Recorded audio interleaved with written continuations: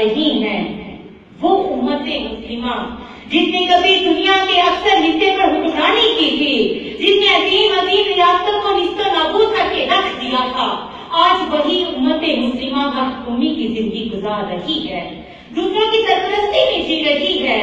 کس قدر حسرت و افسوس کا مقام ہے۔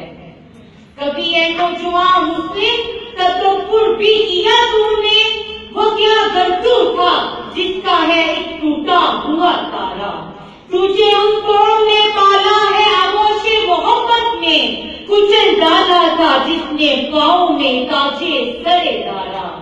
جناب والا باقی کشمیر کو لے لیجیے جس کے بے گناہ مسلمان عرصہ اعتراض سے مسلسل ہندوستانی درندوں کا شکار ہیں، ہندوستانی درندے مجاہدین کو گاجر مولی کی طرح کاٹ کاٹ کر ان کی عزتوں کا سریعام نیلام کیے پھرتے ہیں، لیکن عالمی اسلام کی کاروائیاں مکمل تک محدود ہیں۔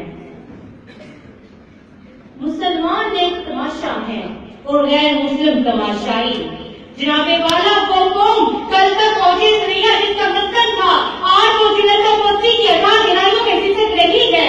یہ مسلمان حقیقت ہے کہ مسلمان کے لہو کا رنگ بدل چکا ہے، کیونکہ وہ بھی ایک زمانہ تھا جب ایک خلیفہ مظلومہ کی پکار پر خلیفہ کا دل کون اٹھتا تھا، جس کے خدمت جائز سے سبسے ظاہر پر زلزلے طاری ہو جایا کرتے تھے۔ مگر آج کیا ہے؟ آج ہم فرزندان توحید کو دفاع ہوتے اور ان کی بے قدری کو بے رحم تماشائیوں کی حیثیت سے دیکھ رہے ہیں۔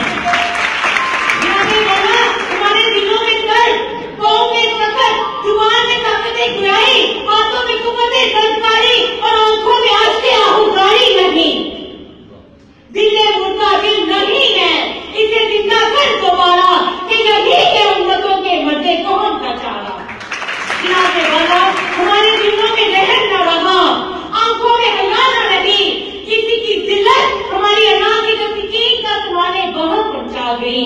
دھوکہ دہی، عہد شکنی، خود غرضی، حسد، عداوت، قتل اور چار دیواری کی پامالی،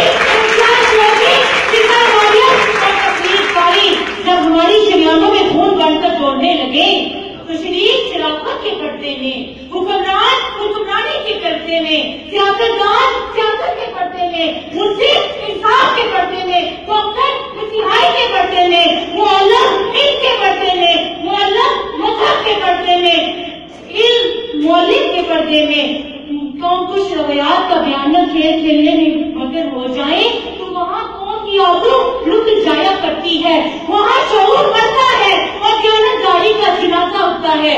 مجھے اقبال کی زبان میں کہنے دیجیے، وطن کی فکر کر اے نادان، مصیبت آنے والی ہے، تیری بربادیوں کے مشورے ہیں آسمانوں میں۔ جناب والا اقبال مسلم کی تن آسانی پر کام اٹھتا ہے، شب و روز خون کے آنسو روتا ہے کہ یہ قوم اسلام کی عظیم روایات سے اپنا منہ موڑ بیٹھی ہے، تلواروں کی جنگاروں کو فراموش کر چکی ہے۔ وہ قوم جن کے کان تلواروں کی جنگار سے آشنا تھے، آج اس کے مرد و زن جنگ و رباب کی سوروں پر رفتار ہیں۔ عوام تو عوام، حکمران طبقہ بھی کمان سین کے رنگوں رنگ میں کھو چکا ہے۔ دل خون کے آنسو روتا ہے، اقبال کی روح بھی خون کے آنسو روتی ہے۔ جناب والا وہ قوم جہاں انصاف سے آزاد دکھتا ہے، وہ قوم جہاں زلزلے وبا ہوتے ہیں تو زمین لوگ سونے کے متلاشی بن کر شہر خاموشہ کے مکینوں کے ہاتھ کاٹ لیتے ہیں، جہاں رشوت اور سپاہی کے کردار بکتے ہیں، وہ قوم جہاں سڑکیں بننے سے پہلے ٹوٹتی ہیں اور تعمیر کے اگلے دن منہدم ہو جایا کرتی ہیں، وہ قوم جہاں سنی شیعہ دیوبندی پہلے اور مسلمان بعد میں ہیں، وہ قوم جہاں پنجابی بلوچی سندھی پٹھان اور کشمیری بنتے ہیں مگر پاکستانی نہیں۔ جناب والا ایسے حالات ہوں تو باشعور اذہان سسکتے رہ جاتے ہیں اور سوچتے رہ جاتے ہیں اور وہ بڑھتی چلی جاتی ہے اور پھر پوچھا جاتا ہے جس کے خون سے سینچا وہ شجر کملایا کیوں؟ بتانے ان کو بھوک کو توڑ کر ملت میں گم ہو جا، نہ ایرانی رہے باقی، نہ دورانی نہ افغانی۔ اے مسلم نوجوان، اے مسجد اقصی کے پاسبانوں، کبھی تم نے سوچا، کبھی تم نے تدبر کیا کہ مسجد اقصی کو مٹایا جا رہا ہے اور گمراہ و کلیسا کو سجایا جا رہا ہے۔ ایسا کیوں ہے؟